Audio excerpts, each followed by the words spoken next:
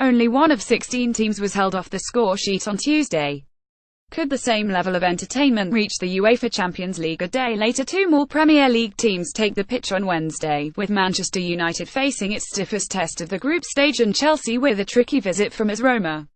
More Champions League Tuesday wrap. Manchester United has a significant challenge in Benfica, and may need a man familiar with the Estadio da Luz to help them out. Centre-back Eric Bailly remains out for United, which could bring Victor Lindelof into the fold to help stop Haris Seferovic, Gabriel Barbosa, Raul Jimenez, and especially Jonas. Coming off a sleepy weekend draw versus Liverpool in an underwhelming derby, United will take on a desperate Benfica team which is traditionally strong but lost at home to CSKA Moscow and was crushed in Switzerland by Basel. PhotoArmando Franca speaking of the need to rebound, Chelsea's loss to Crystal Palace still has many scratching their heads. Fortunately, Roma is also in a mini-funk after a weekend loss to Napoli that ended a 5-match winning streak. There's a reunion for Antonio Rudiger inside Stamford Bridge with Roma in town. I Lupi has been pretty one-dimensional in terms of offense, with ex-Man City man and reigning Serie A Capocannoniere winner Edin Dzeko. He's scored 8 times in 9 matches for Roma this season. Full Wednesday UCL schedule. All kickoffs at 2:45 p.m. ET except where indicated. Karabag vs. Atletico Madrid, noon ET Anderlecht vs. Paris. SaintGermain Benfica vs. Manchester United. Juventus vs. Sporting Lisbon Barcelona vs. Olympiacos Chelsea vs. Roma Bayern Munich vs. Celtic CSKA Moscow vs. Basel Follow at Nicolas Mendela. The top 3 soccer leagues in the United States of America are dealing with varying bits of turmoil this Tuesday in October. It began late Monday with reports that Columbus Crew owner Anthony Precourt aims to take the MLS founding member to Texas, seemingly only paying lip service to the idea of investment keeping the team in Ohio.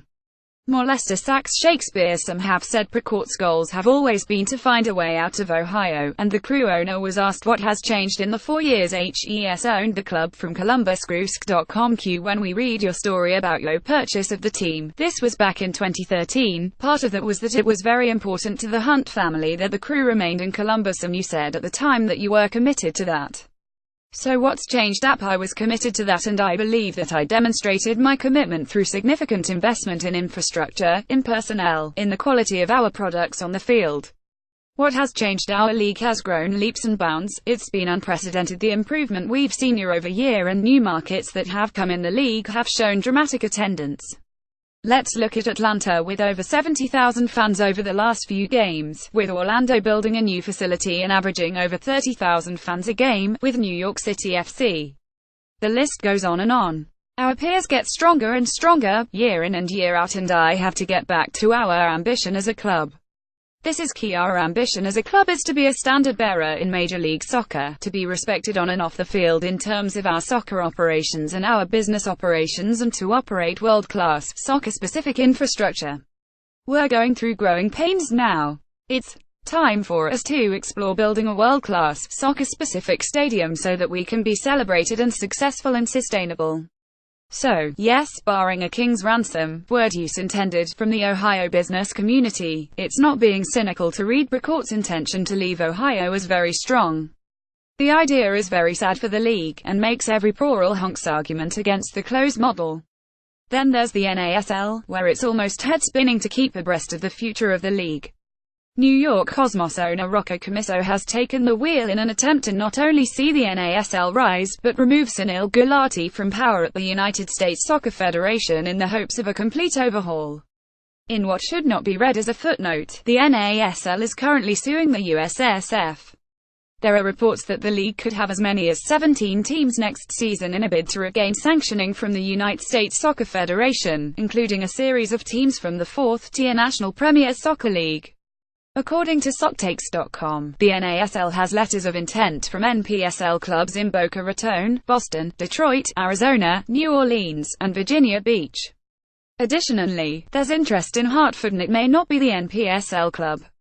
Then came this tweet: sources indicate to me multiple current MLS-owned reserve teams in USL may not play in 2018.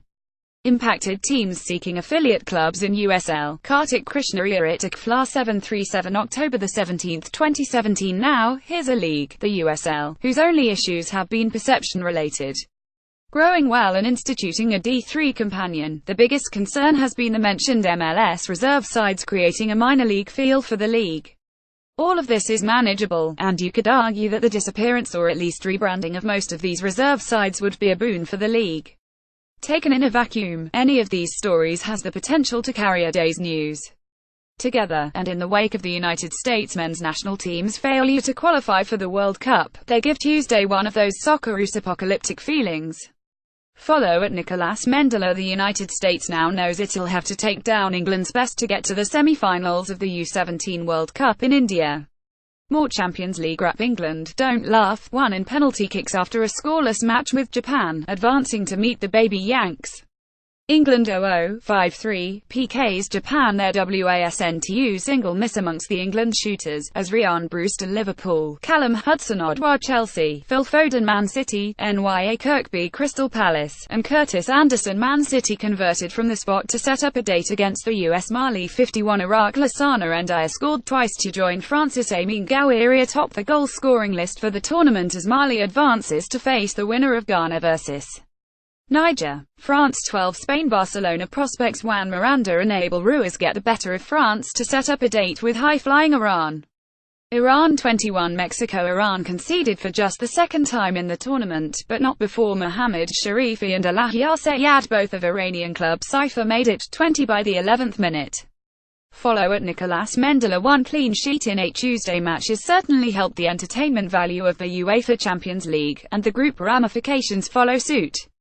Borussia Dortmund whiffed on a chance to take advantage of Real Madrid's home draw versus Spurs, while Sevilla was waxed in Russia, and Besiktas continues to strut in UCL play. Real Madrid 11 Tottenham Hotspur.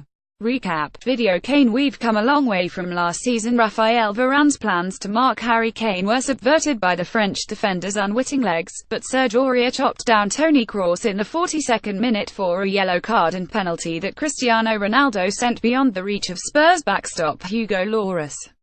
It was Lloris' outstanding day, along with a couple timely Keylor Navas saves, that kept the scoreline 11 after 90 minutes. The backstops will likely match wits again come November 1 at Wembley Stadium. Manchester City 21 Napoli. Recap. Pep amazing game against one of best HES ever faced. Raheem Sterling and Gabriel Jesus scored in the 9th and 13th minutes as City has been an unwelcoming host for the Neapolitan side. Edison stopped a Dries Mertens penalty, adding insult to Napoli's twin concessions, but Napoli would get a second penalty kick and pulled back a goal courtesy of Amadou Diawara. Monaco 12 Besiktas reported Newcastle United and Crystal Palace target Cenk Tosun scored a pair of goals as group-leading Besiktas came back to beat Monaco after Radamel Falcao made it 10 to the hosts. Feyenoord 12 Shakhtar Donetsk. Similar story in the Netherlands, where ex-Watford man Steven Bergwijn gave the Eredivisie hosts a lead only to see a Bernard Brace lead Shakhtar up to QIP. Spartak Moscow 51 Sevilla. Liverpool's scoreline was a bit surprising, but this one raised eyebrows even given Sevilla's long road a flight path to Russia. Quincy Promes scored twice to make Sevilla consider its Europa routes, though plenty of time remains in the group stage. Spartak's Luis Adriano scores past Sevilla's Sergio Rico. App photo. Ivan Sekreterev Maribor 07 Liverpool. Recap. Jurgen Klopp's Reds are sent their finishing demons off a cliff. It was 30 after 20 minutes, 40 at half, and when all was said and done there were braces for Roberto Firmino and Mohamed Salah to go with single markers from Philippe Coutinho, Alex Oxlade-Chamberlain, and Trent Alexander-Arnold. Apoel Nicosia 11 Borussia Dortmund. A significant step backward for BVB, who would they done well to take advantage of Real and Spurs drawing at the Bernabeu. The Germans even trailed for 5 second-half minutes before Socrates Papastathopoulos provided the equalizing goal. RB Leipzig 32 Porto 5 first-half goals felt like the start of something special, but the upstart Germans held on through a scoreless second half to claim their first UCL win. Follow at Nicolas Mendela. If it hasn't already, Manchester City is one win away from making a Premier League UEFA Champions League double, a very real goal. The hosts had to scrap to hold on to all 3 points against visiting and Serie A leading Napoli on Tuesday, giving away 2 penalty kicks after building a 20 lead at the Etihad Stadium. Recap: Man City 21 Napoli, but Ederson stopped Dries Mertens' effort, and opened the door to further dreaming for supporters of Pep Guardiola's dreamy deep squad. It wasn't 72, or even 40, but Guardiola was gushing after a mutually adventurous football match between two electric squads. It was an amazing game. Outstanding. Both wanted to play against high pressing. Napoli are one of the best teams I have faced in my career. If you are not aggressive without the ball, you have no chance to survive. There's still a very tricky match week in the fourth round at Napoli, and we wonder whether Guardiola will prioritise the Premier League visit from Arsenal later that week. And, even better, it may not be a necessity to prefer either. The Gunners will have one less day's rest thanks to Europa League play, aren't exactly inspiring this season, and playing stars twice in 4 days isn't the end of the world, with an international break following the Arsenal tilt. City's status on the precipice of the UCL knockout rounds means it can focus on the Premier League, as well as a kind draw that should put them within 3 rounds of a League Cup title. While Burnley has been quite good this season, no one's debating that City could pile up points for their table lead as 2017 nears its conclusion with an away Manchester derby on December 9 Sunday, versus Burnley Place October 24 versus Wolves. League Cup October 28 at West Brom Place, November 1 at Napoli. UCL November 5 versus Arsenal Place, November 18 at Leicester City Place, November 21 versus Feyenoord. UCL November 26 at Huddersfield Town Place, November 29 versus Southampton Place, December 2 versus West Ham Place, December 6 at Shakhtar Donetsk. UCL December 9 at Manchester United Place. Consider that United will be finishing an 8-day stretch which includes December 2 at Arsenal, December 5 versus CSKA Moscow, and the derby. That makes Wednesday's United trip to Benfica an even bigger affair. If both sides have already sewn up the knockout rounds, the derby will be especially better. That's neither to say City's 12-point lead atop the table and win at Chelsea weren't impressive enough, nor that it couldn't have overcome a slower start to both the Place and UCL campaigns. And City did start last season red hot, too. But it's already foolhardy to bet against Pep's men given the path ahead. Given Real Madrid's relative struggles, and Barcelona's uncertain status, it feels like City has as good a claim to UCL favourite status as anyone outside of Paris Saint-Germain. Agree disagree, comment below. Follow at Nicolas Mendela.